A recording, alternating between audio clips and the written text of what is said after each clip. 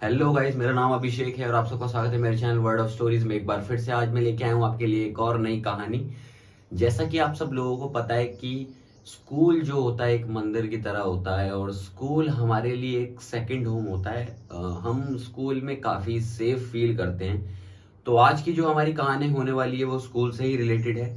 तब क्या हो अगर स्कूल ही जो सेफेस्ट प्लेस है अगर वो ही आपके लिए अनसेफ हो जाए तो।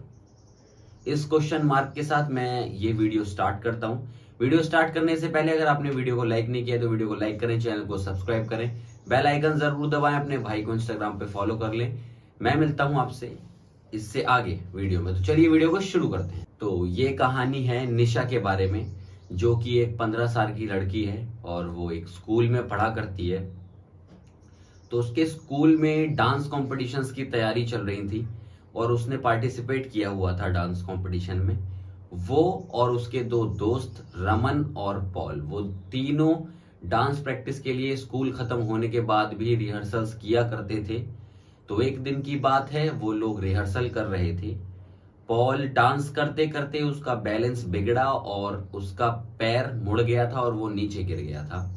देखा तो उसका पैर ट्विस्ट हो गया था। वो दर्द में बहुत ज्यादा चिल्ला रहा था। उसको दर्द में देखकर निशा को कुछ समझ में नहीं आ रहा था कि क्या करना है, बिकॉज स्कूल पूरा खाली हो चुका था, कोई भी नहीं था। वो भागकर जैसे तैसे देखने गई कि अगर कोई हो तो उसकी मदद करे, बट कोई भी नहीं था मदद करने के लिए क्योंकि स्कूल पूरा खाली हो चुका था। फिर उसके दिमाग में आता है कि वो मेडिकल रूम की तरफ जाए। तो फाइनली वो मेडिकल रूम की तरफ भाग के जाती है, लेकिन मेडिकल रूम का भी ताला लगा हुआ उसे दिखाई देता है। बट उसे ऐसा लगता है जैसे कि उसके पीछे से कोई गुजर के गया। तो वो जैसे ही मुड़ती है तो उसे एक परछाई ऊपर जाती हुई दिखाई देती है। जैसे कि कोई निकलता है ना तो परछाई आती है, वो उसे जाती हुई दिखाई देती है। वो सोचती है शायद कोई स्टाफ होगा, तो उनसे मदद मांगने के लिए वो उनके पीछे पीछे जाती है। वो पीछे पीछे जाते जाते थर्ड फ्लोर पर उनके पीछे पहुंच जाती है, जो भी परछाई होती है वो। जब वो फाइनली थर्ड फ्लोर पर पहुंच जाती है तो उसे दिखाई देता है कि वहां पे तो कोई भी नहीं है। तो वो सोचती है थोड़ा और आगे बढ़ के मैं चेक करती हूँ। जैसे ही वो थोड़ा और आगे बढ़ती है तो उसे एक रूम दिखाई देता है जिसमें ताला लगा हुआ होता है। तो उसको समझ में आता है कि यहाँ तो कोई नहीं आया है और वो फिर वहां से नीचे जाने लगती है, आवाज मारती है, बट किसी का भी कोई रिस्पॉन्स नहीं आता। वो फिर पीछे मुड़ के नीचे जाने लगती है। जैसे ही वो नीचे जाने लगती है एकदम से ही उसे पीछे अजीब सी आवाज आती है। जैसे ही उसे वो अजीब सी आवाज आती है वो पीछे मुड़ के देखती है तो वो जो रूम था जिसका ताला लगा हुआ था उस रूम का ताला टूटा हुआ नीचे पड़ा हुआ होता है। तो उसे लगता है जैसे कि उस रूम में कोई है। तो वो घूमकर रूम के अंदर जाती है। तो रूम के अंदर उसे विंडो की साइड मुंह करके एक आदमी खड़ा हुआ दिखाई देता है। तो वो उनसे बोलती है कि मेरा दोस्त पॉल वो दर्द में बहुत ज्यादा चिल्ला रहा है, उसे चोट लगी है, तो क्या आप मेरी मदद करने के लिए नीचे चलेंगे। तो उधर से उसे कोई भी रेस्पॉन्स नहीं मिलता उस आदमी की तरफ से, ना रेस्पॉन्स ना रिएक्शन। तो जब ऐसा होता है तो उसे समझ में आ जाता है कि कोई रेस्पॉन्स उसको नहीं मिलने वाला है। वो फिर से एक बार पूछती है बट कोई जवाब उसको नहीं मिलता। और इतने में ही जो दरवाजा होता है रूम का वो एकदम से बंद हो जाता है। रूम का दरवाजा जैसे ही बंद होता है तो वो रूम के दरवाजे की तरफ को भागती है खोलने के लिए। उसे वो पीटती है दरवाजा, लेकिन दरवाजा नहीं खुलता है। तो पीछे से उसे अजीब सी हंसी की आवाज आती है, बहुत डरावनी हंसी। वो आदमी हंस रहा था। वो डर जाती है और वो हंसी की आवाज धीरे धीरे करके बहुत तेज हो जाती है। निशा वो आवाज सुन के बहुत ज्यादा डर जाती है। निशा की हिम्मत नहीं होती कि पीछे मुड़ के देख ले कि वो आदमी है कौन।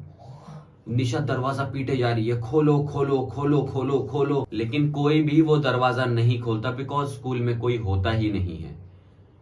अब निशा को अपनी गर्दन पे ऐसा फील होता है जैसे कि पीछे से थोड़ी सी हवा आती है ना, ऐसे वाली।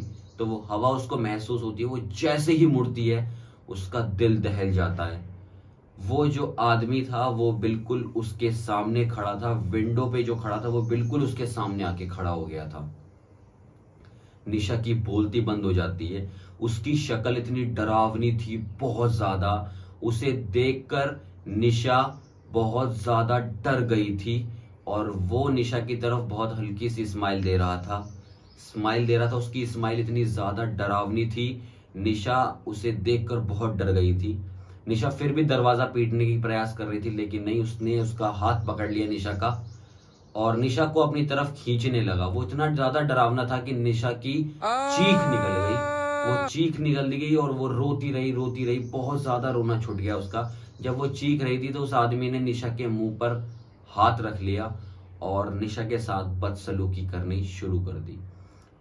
इतनी देर हो गई, उधर रमन दूसरी साइड जब देखा कि अभी तक निशा नहीं आई, इतनी देर हो गई है, तो वो गार्ड भैया को लेकर 3rd फ्लोर पर आ गया और उन्हें निशा की चीखों की आवाज सुनाई दी। तो वो भागकर उस रूम को खोलते हैं और उसके अंदर जाके देखते हैं तो निशा एक कोने में बैठी हुई होती है और वो रो रही होती है। जब वो लोग उसे देखते हैं तो वो बहुत डर जाते हैं, बिकॉज उसके कपड़े फटे हुए होते हैं और उसके मुंह पे चोटों के निशान भी होते हैं शरीर पे। तो फिर निशा उनको पूरा अपना किस्सा बताती है कि उसके साथ क्या हुआ। तो जब वो ऐसा किस्सा बताती है तो जो गार्ड साहब होते हैं उनका चेहरा पूरा पीला पड़ जाता है उसकी बात सुन के। इतने ज्यादा वो डर जाते हैं साथ के साथ वो देखते हैं कि कमरे में भी कोई नहीं है, तो वो समझ गए थे कि ये वही भूत है। अब जब ये सब सुन लेते हैं तो वो उनसे पूछते हैं, मतलब निशा और रमन पूछते हैं कि ये क्या हुआ है। तो गार्ड साहब उन्हें बताते हैं कि काफी साल पहले यहाँ पर एक सफाई कर्मचारी काम किया करता था, जो कि थोड़ा पागल सा था और वो लड़कियों को गंदी नजरों से देखकर हंसा करता था।